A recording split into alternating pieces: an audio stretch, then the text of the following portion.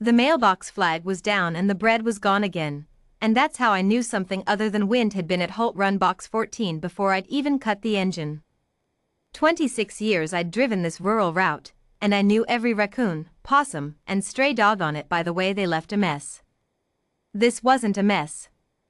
The bag had been opened along the seam, careful as a man undoing a button, and set back down flat. I crouched in the gravel and found a print in the mud that wasn't paw and wasn't boot, 3 long toes, a deep drag mark behind them, wider than my hand. I told myself it was a heron. Herons get big out past the sable line. I didn't believe it walking back to the truck, and I didn't believe it 3 nights later when the bread was gone again and a feather-shaped scale, slate gray and the size of a thumbnail, was sitting on the box lid like somebody had left it on purpose. I started leaving more than bread. Cheese rinds, the heel of a ham, whatever didn't fit the route cooler. Wasn't charity exactly. Old men get curious about things that won't show themselves, and curiosity is its own kind of hunger. I found him on the 4th week, in the culvert under the Pelham Road Bridge where the creek runs low in October. Smaller than I expected from those prints, mottled gray-green like wet bark, one wing folded wrong against his side and a long gash crusted dark across the membrane. He had eyes like a hurt dog has eyes, flat and waiting for the next bad thing, and when I knelt down he didn't run because running wasn't in him anymore. Easy, I said, the way I'd say it to a spooked calf. I'm not the one who did that to you. He let me wrap the wing in a torn-up undershirt. Didn't fight it, didn't trust it either, just held still the way something holds still when it has decided trust isn't a thing it gets to have an opinion about anymore. I carried him to the truck in a feed sack with the top folded open for air, and that was the day Pip became part of my route, though I didn't have a name for him yet, and didn't tell another living soul. I kept him in the old hay barn behind my place, away from the road. Fed him twice a day between deliveries, canned mackerel first, then whatever he'd take, and within 2 weeks he'd take most things. The wing healed crooked but it healed. He started following me to the gate in the mornings, low to the ground, watching the truck like it might leave without him. What I noticed, and didn't say anything about for a long while, was that box 14 kept getting visited even after I stopped leaving food there for the thing that turned out to be Pip. Different visits. Bigger prints, spaced wider, 3 and sometimes 4 sets crossing the gravel and back into the tree line without ever once coming up the drive toward the barn. They were watching him. Not hunting him. I'd been around enough wounded animals to know what a stalking print looks like, and these weren't that. These came, stood a long while by the marks of where I'd knelt that first night, and left. Once I found a coil of dried root, foreign smelling, woven through the mailbox wire like a wreath. Another time, a smooth black stone the size of an egg, set dead center on the lid. I started to understand, slow the way a man understands a thing he doesn't want to believe yet, that whoever was leaving these wasn't asking anything of me. They were keeping a kind of ledger. Watching what I did for him, and answering it, quiet, never showing themselves, never once stepping past the tree line. I asked Pip about it, which sounds foolish, talking to a dragon who couldn't talk back.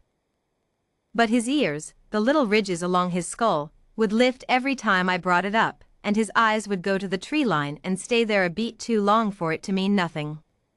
The trouble came in November. A man named Halsey, who ran traps for the county and sold what he caught to a broker 3 towns over, found Pip's prints along the creek and started setting snares wide as dinner plates near the culvert. He told me himself, proud of it, leaning on his truck at the feed store, said he'd heard rumors of a good-sized lizard worth real money to the right buyer if it came in whole. I went out that night and pulled every snare I could find with bolt cutters and bare hands, getting a line of welts across my palm for the trouble. I was on my knees in the dark resetting a fence post I'd had to cut through when I felt the ground change, not shake, just change, the way air changes before a storm you can't yet see. 4 shapes came down out of a clear night sky onto my own back pasture, quiet as falling snow. Not stealthy. Just unhurried, like they'd already decided there was nothing here worth rushing for. Adult dragons, slate and ash and one the deep red-brown of old barn wood, each one easily 4 times Pip's size, wings folding shut without a sound.